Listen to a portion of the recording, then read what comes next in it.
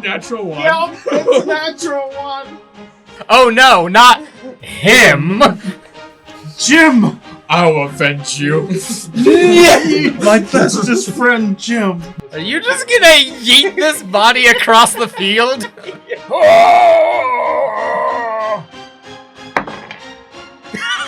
Oh no. Wow. He's dead. This has gone basically as bad as it could.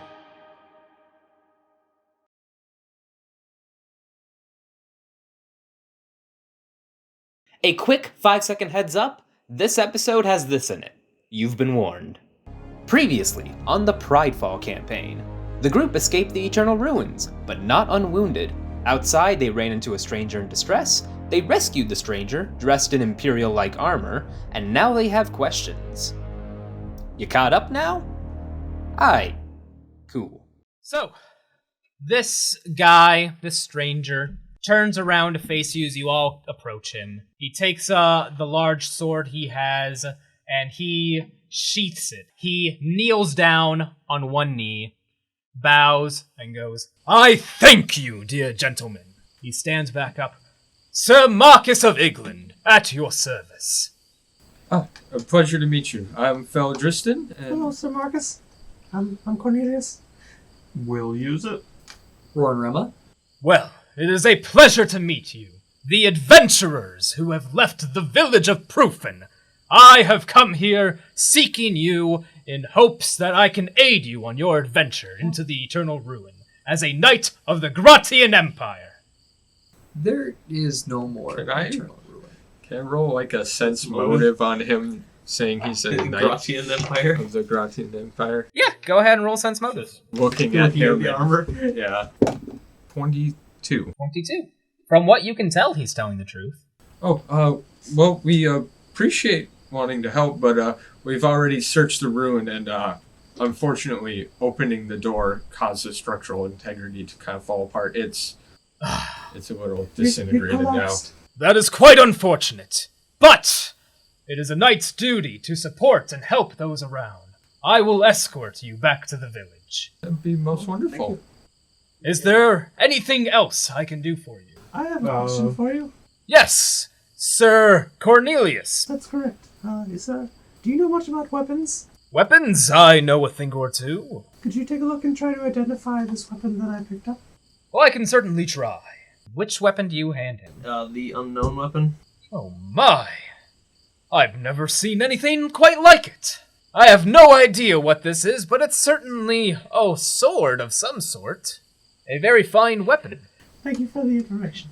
Now, as for the rest of you, it's best we be returning to the village of Prufen. But of course, there is but one formality I am obligated to ask. Do you have with you a writ of exploration? Yes, you know. He takes the writ, looks it over. Splendid! Elderman William said you had this. It's always important to check proper documentation. Glance back at it, make sure you didn't do anything weird before I rolled up. Now, shall I escort you back to the village of Prufen? That would be appreciated. Yeah, sure. And again, thank you for saving me from those dastardly creatures. I have no idea what they were, but I am certainly in your debt. Could we roll a monster check on them? Yes, you can. Everybody can get one chance to roll a knowledge monster check on those creatures. If you pass, you get 5 XP. Oh my god. 19. 13. 11. 15. Nobody passed the DC, but I'll give it good enough for Mac. You can get the 5 XP bonus because you did meet half. That was a DC 32. Extra credit, baby. Fucking lord. You guys have just fought off a small pack of Darklings. Darklings are a mythos creature, particularly a creature of the Netherworld, that you very rarely, if at all, find outside. That's a little concerning. You do know that Darklings are often attracted to ethereal disturbances, but you have no idea how that relates to the area. Now, as I said, I am in your debt. Shall I escort you back to the village? Is there any sort of check I can do to, like, investigate him? You can roll knowledge politics to was try and just saying. identify him. Oh my god! 7. Might as well try. Everyone can try. Got an 8. 8, 12. 12. 19. 19. Oh. 12 and 19 are enough to pass. 19 is even enough to know the specifics of his equipment if you want.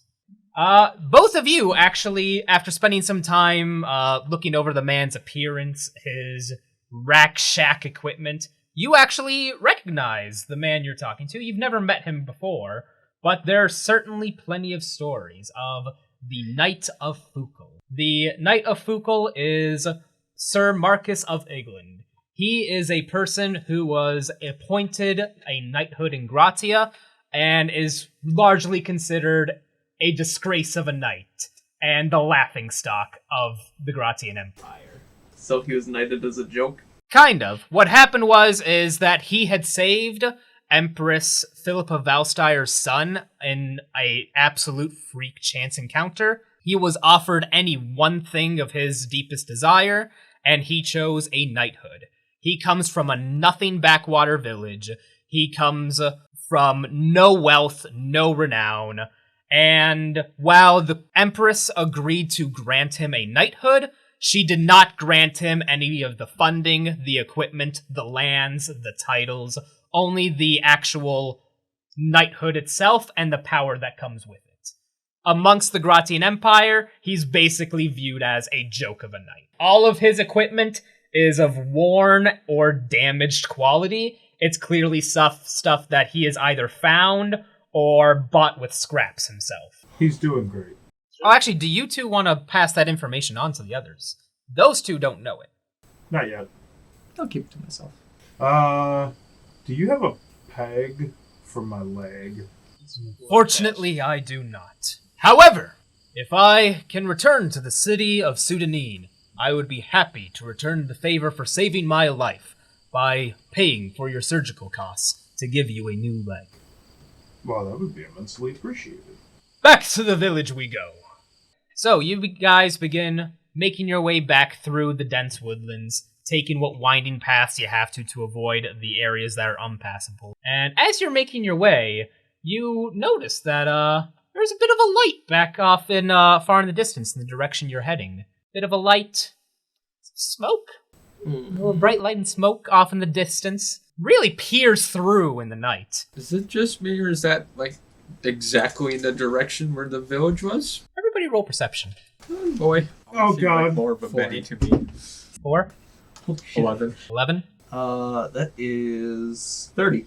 30! Oh my fuck. 13. Wow, and that with 30, you're the only one who hears this, is that very muffled, very clearly far off in the distance, you can hear what sounds like screams coming from the direction of the light and the smoke. Oh, everyone, there's screams coming from where the light and the smoke is. All right, Oh, no. double time, people. I think Let's we go. need to hurry. Let's move it up. The village of Proofen is in that direction! We must make haste, gentlemen! The village could be in danger! Yes, let's go. Agreed. Now. You guys begin making your way, and the closer you get and the more time passes, you see that light grow bigger and bigger, the smoke growing larger and larger. And very quickly, you guys realize that likely the entire village is on fire. But after some time, as you start to draw closer, you hear the screams momentarily get louder and louder as more of the villagers are awakening and seeing what's going on in the night, and then they grow quieter and quieter. And so, the group of you return to the village of Proofen, and immediately you can see the entire village is on fire. The entire area is ablaze, and you can see ahead of you there are the bodies of some of the villagers. What do you do? Well, we have a water mage with us. There is definitely too much fire for your mage. Maybe if I knew some glyphs and I had some other stuff and time, I'd need time and materials. I can't. No. Let's just go see if there's anybody we can See if we save. can find any survivors. Yeah. You guys also hear Sir Marcus going, "No! The people!" as he rushes over to the bodies as quick as can be. Not much we can do for the already dead Sprinting. ones. Right. Everybody keep a lookout. Obviously, this wasn't by accident that these people are dead. Alright, so as you round the corner, you guys can see bodies have been torn asunder across the village roads. You can see that The buildings are on fire. Some of the corpses are already burning beneath them. Ahead of you guys, you see a interesting creature. You've all heard of the likes of dire wolves, very large wolves, but this is something else. This creature appears to be with the size and appearance of a dire wolf, but you can see that instead of the classic white fur and red eyes, this creature is of orange fur. You don't know what it is, but as you guys round the corner, Sir Marcus draws his sword, and you guys are allowed one surprise round as the creature ahead of you turns to face you. Oh, Sir Marcus, hold fast, and we'll meet it here. Surprise rounds. Max started off. I'm just gonna say I'm gonna shoot it. From here? That's quite a long. No, Yeah. I'm gonna haul my ass up there. He's drawn his sword, God damn it. and with the sword drawn, he charges in as fast as he please. Marcus, The people! 30. the people Okay. are dead. I'm gonna use my action to switch to a silver bolt. Do you have silver bolts? I have one. Thomas, what is Feldriston going to do with this time? Right, I'm just going to move from there. That's 25 feet of movement. And I'm going to start a spell. Range, damage, level 3 water. That's a base 3 Aether points. And I'll pump 2 more into it. That's 5 Aether cost spell. And that will go off next round. And so I'm just going to stand there. All right. Cornelius Barris, what are you going to do? Well, I'm gonna uncouple from, or should I stay coupled up with these so we can move? No, we're good. Sure. I have range. Okay. And ammunition. I can't. They're already dead. I'll just try to stay close to Marcus for this turn. Okay. We're just gonna 5-foot free step, pick up that body. Roll a strength check. 20. 20? You pass. You pick up the man of that guy. The man of that guy. I'm sure you knew his name at some point, but also you've only been here a month and it's Will Use It the Awkward. So it makes sense for you to be like, oh no, not him. But you do manage to pick him up. He counts as a 1d8 crushing weapon. So you just want to toss him from here? Yeah. Are you just gonna yeet this body across the field? Yo. Oh my god! Bad natural one. It's natural one. So, you take this body, heave-ho it onto your shoulders, and ready to launch it. But, as you go to fling the body, you actually lose grip, and your hands just slide underneath it, the body drops behind you. That's your turn. From there, we go into full combat rounds. Mac, I already have your initiative, everybody else roll.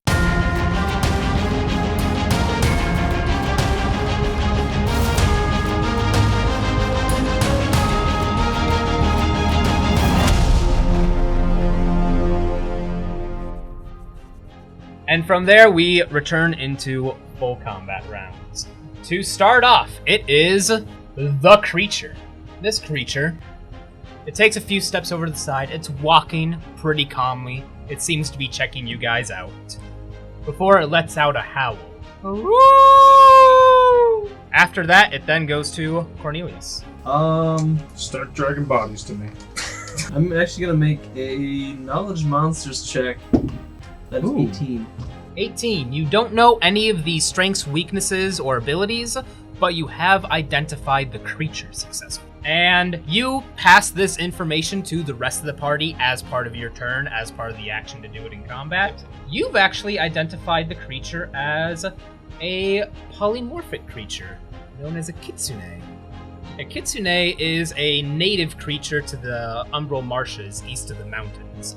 Finding it here is very odd and very unnatural, but you know for sure that this is a kitsune. Kitsunes are capable of assuming their natural wolf forms, a human-like form, and when they are pressed into a corner, a dire wolf-like form for a limited time. Beyond that, you don't know anything else about it. After Cornelius, it then goes to Sir Marcus of Iglan. He runs full throttle into the kitsune, sword out and brandished out as he lowers it down, ready to stab into the creature. He rolls the attack roll, and the kitsune just kind of does a little lifts its paw as Sir Marcus stabs his sword down and completely misses. After that, it then jumps over to Feldristan. Oh, Thomas isn't going to be able to get close enough. Nope. Yeah, so I guess I'll just release my spell at the fire there, try and make a little less fire. Yeah. It's my turn. Yeah. Unfortunate. But after that, then goes to Roran Rema. What's Roran going to do? Rory is going to move up 15 feet. You're there. Yeah, that's good. Alright, I've got my silver bolt going. Mm-hmm. I'm going to take aim, and that is a 24. 24 is a hit on the Kitsune. Go ahead and roll damage. 9. 9. Interesting. And then after Roran Rema, it goes to Will Use It. Roll another strength check. Couldn't have gotten that on the attack roll. 28. 28 is a pass. You lift the body, no issue. Since I don't have any primaries. 50. Alright, and then after Will Use It, we go back to the top of the initiative board for the Kitsune. The Kitsune looks down at Sir Marcus, and the creature goes down and takes a bite. Oh my god! Oh no. How do you keep doing that? Wow. I'm assuming he's dead. This has gone basically as bad as it could. So the Kitsune goes into Marcus and bites into him. All of the Kitsune's teeth and its jaws wrapping perfectly as it bites and scrunches down, lifts him up and tosses him to the side. After...